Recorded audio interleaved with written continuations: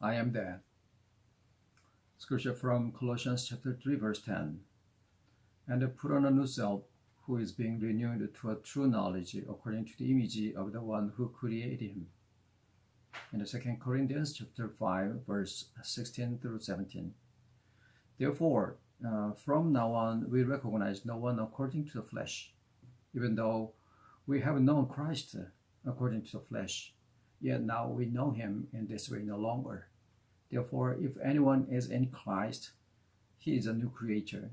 The old things have passed away. Behold, new things have come. The Lord has told us he would give us rest when we are weary and heavy laden. But oftentimes we feel our burden becomes heavier when we start our lives as a Christian. There are so many things we are expected to do.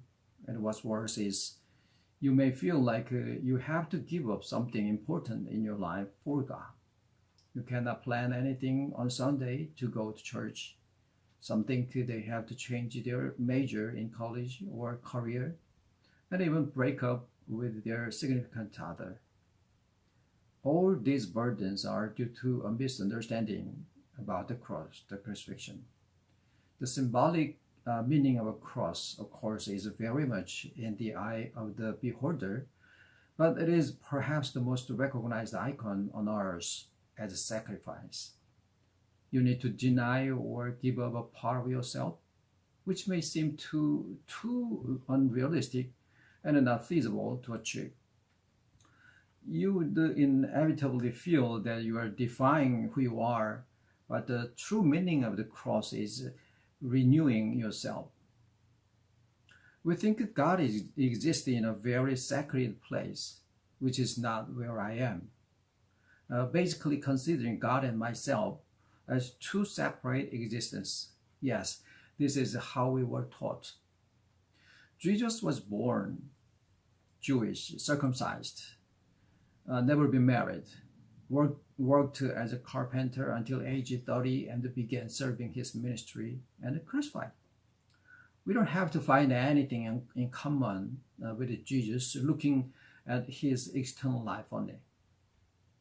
He came to us as a son of God, a human, walked through the ordinary life with us to become united with us.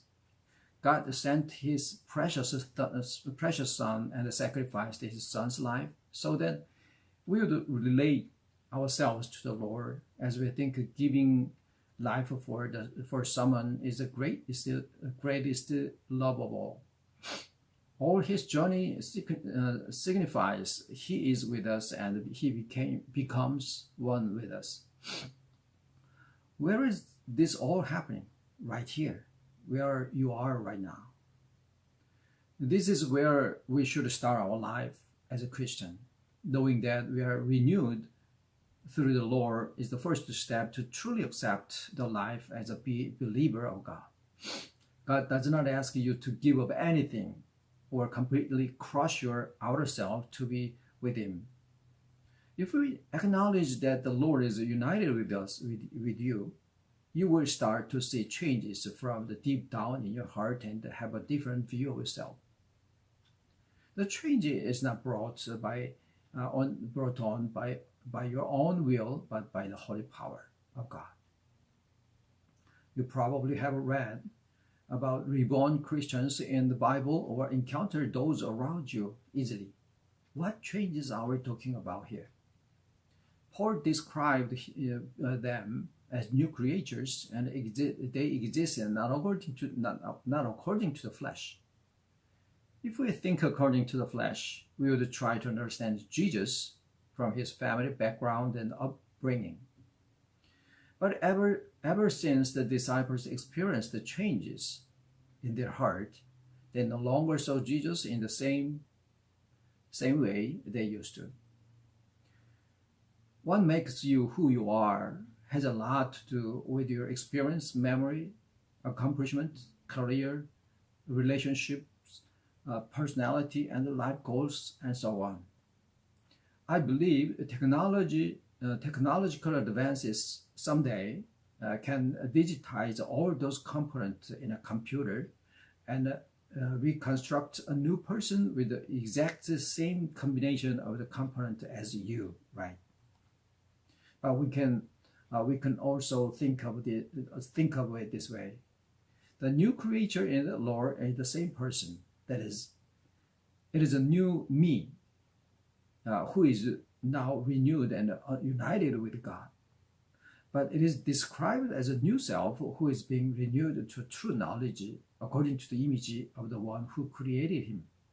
So if we were to recreate ourselves through the data components, we need a new element, which is God. Would it be possible? No way. Absolutely not.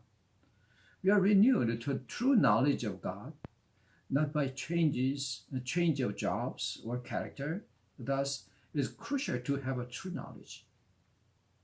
Remember that everything is the same. It is not the Lord who changed.